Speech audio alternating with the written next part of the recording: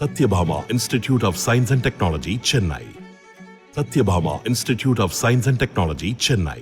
மதுரை மற்றும் நெல்லை மாவட்டங்களில் தரமற்ற உணவுப் பொருட்களை விற்பனை செய்ததாக கடந்த 50 மாதங்களில் 967 உணவக உரிமையாளர்கள் நீதிமன்றம் மூலம் தண்டனை விதிக்கப்பட்டிருக்கிறார்கள் என்று தகவல் அறியும் உரிமை சட்டத்தின் கீழ் தெரியவந்துள்ளது.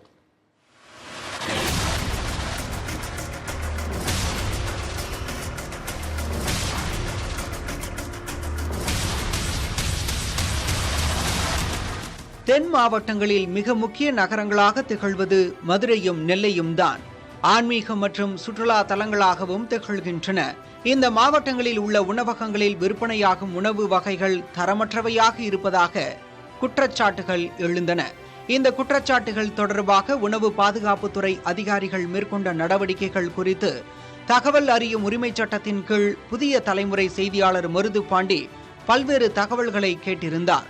மதுரை மற்றும் திருநெல்வேலி உணவு பாதுகாப்புத்துறை அதிகாரியிடம் கேட்கப்பட்ட பல்வேறு கேள்விகளுக்கு தற்போது பதில் கிடைத்துள்ளன.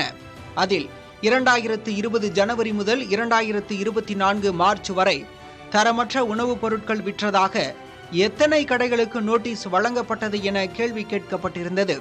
அதற்கு மதுரை மாவட்டத்தில் 157 கடைகள், தென்காசியோடு சேர்த்து ஒருங்கிணைந்த நெல்லை மாவட்டத்தில் 382 கடைகள் என மொத்தம் 539 உணவகங்களுக்கு நோட்டீஸ் வழங்கப்பட்டுள்ளது.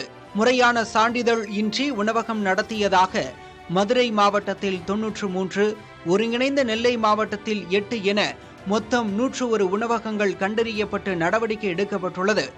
தரமற்ற உணவு வகைகளை விற்றதாக மதுரை மற்றும் ஒருங்கிணைந்த நெல்லை மாவட்டங்களில் 967 உணவக உரிமையாளர்கள் மீது நீதிமன்றத்தில் வழக்கு தொடுக்கப்பட்டு அவர்களுக்கு தண்டனை பெற்றுக் கொடுக்கப்பட்டுள்ளது. 2019ஆம் ஆண்டு நெல்லை மாவட்டத்திலிருந்து தென்காசி தனி மாவட்டமாக பிரிக்கப்பட்ட போதும் தென்காசிக்கான உணவு பாதுகாப்புத்துறை இன்னும் ஒருங்கிணைந்த நெல்லை மாவட்டத்திலேயே செயல்பட்டு வருகிறது. இதில் கூடுதல் பணியாளர்களை நியமித்து தென்காசி மாவட்டத்திற்கென தனியே உணவு பாதுகாப்புத்துறை அலுவலகத்தை உருவாக்கி உணவகங்களை கண்காணித்து தரமான உணவு வகைகள் விற்பனை செய்வதை உறுதி செய்ய வேண்டும் என சமூக ஆர்வலர்கள் வலியுறுத்துகின்றனர்.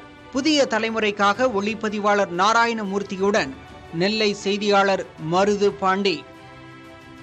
Satyabhama Institute of Science and Technology, Chennai.